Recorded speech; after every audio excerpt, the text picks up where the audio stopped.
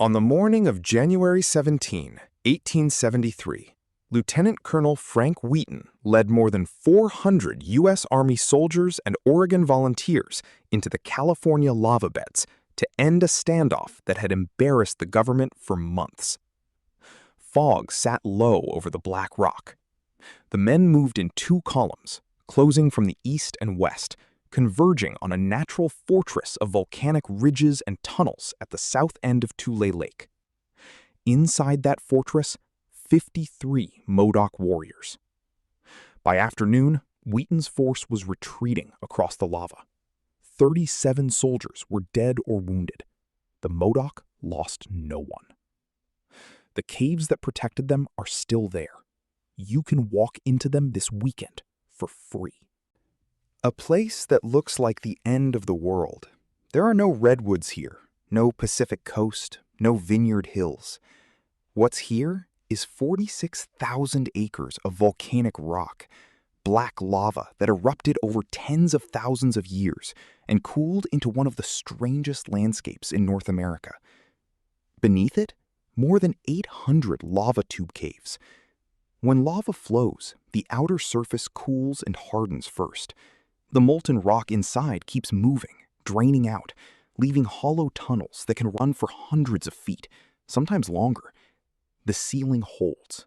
The interior stays. What remains is a network of passageways through the earth that stay cool in summer, frost in winter, and go dark the moment you step past the entrance. The Modoc people had lived in this landscape for generations. They knew every tunnel, every ridge, every hidden approach. The United States Army did not. The Modoc and their land. The Modoc homeland was the high plateau country around Tule Lake and the Lost River, the same lava beds, the same sagebrush flats, the same volcanic ridges their ancestors had occupied for thousands of years. They were not a large group, several hundred people at most, but they knew this terrain the way a person knows their own house in the dark.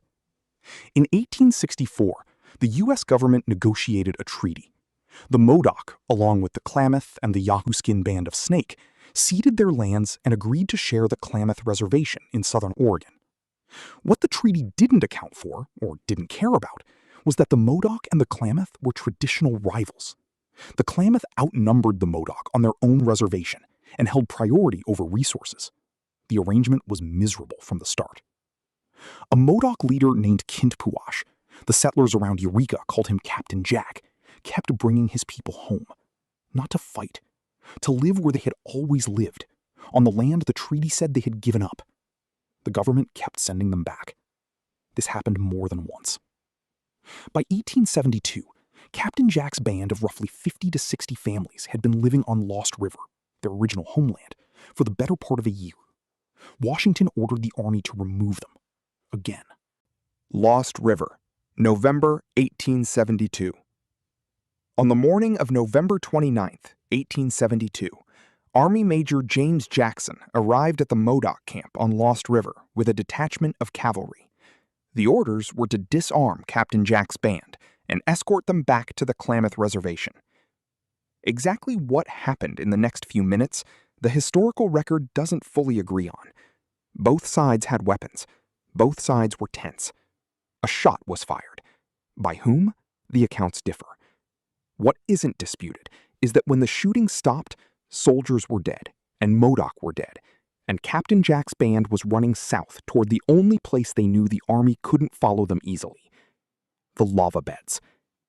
They reached the south shore of Tule Lake and disappeared into the volcanic ridges. Captain Jack had approximately 53 warriors with him, plus women, children, and elders, perhaps 150 to 200 people total. They moved into a section of lava that the Modoc called their own, and the army would later mark on maps as Captain Jack's stronghold. The stronghold. The lava at the stronghold isn't flat. It's a maze of ridges, black volcanic walls running 5 to 30 feet high, honeycombed with depressions, tunnels, and natural trenches. A person who didn't know it could walk in circles for hours without finding a clear approach. A person defending it from the inside, behind ridges they had known since childhood, could see every attacker long before the attacker saw them. The army surrounded the stronghold and waited for Captain Jack to surrender. He didn't.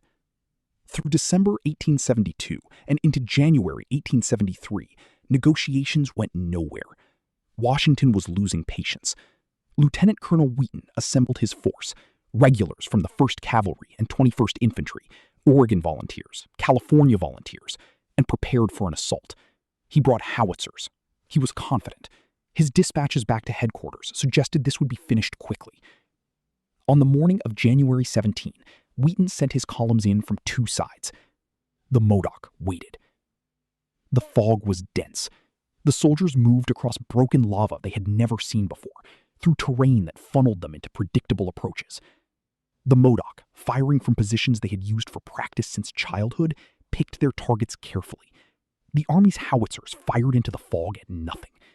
Wheaton's columns became confused, unable to coordinate, unable to see the enemy, unable to advance. By afternoon, it was over. Wheaton ordered a retreat. 37 army casualties. The Modoc, 0. The Peace Commission. The defeat was a national embarrassment. Newspapers ran the story. Congress demanded answers. The army had lost a battle to fewer than 60 people in a field of rocks, and the country wanted to know why. Washington sent a peace commission. The lead commissioner was Brigadier General Edward Canby, one of the most experienced officers in the army, a veteran of the Civil War, a man known for fair dealing. With him came Alfred Meacham, a former Oregon superintendent of Indian Affairs, who had negotiated the original Klamath Treaty, Reverend Eleazar Thomas, a Methodist minister, and Indian agent Leroy Dyer. The commission met with Captain Jack several times through March and into April 1873. The talks produced nothing. Washington wouldn't offer the Modoc a reservation on their own land. Captain Jack wouldn't return to the Klamath Reservation. The talks circled the same ground. Inside the stronghold, the pressure on Captain Jack was building from a different direction. A faction of his own warriors, led by men named Hooker Jim, Black Jim, and Shanchin John, wanted to kill the commissioners. They believed it would force the army to fight in earnest, and they believed the lava beds would protect them again, as they had in January. Captain Jack resisted. By all accounts, he understood what killing a peace commissioner would mean. He pushed back. His people pushed harder. April 11th, 1873. On the morning of April 11th, Captain Jack walked out to meet the Peace Commission for what both sides hoped would be a productive session. He was armed. During the meeting, Captain Jack drew his pistol and shot General Canby in the face. Canby fell and was killed. Reverend Thomas was shot and killed a few feet away. Meacham was shot and scalped. He survived when someone called out, falsely, that soldiers were coming, causing his attackers to flee before finishing the job. Canby was the only U.S. general killed during the entire period of the Indian Wars. The reaction across the country was swift and furious.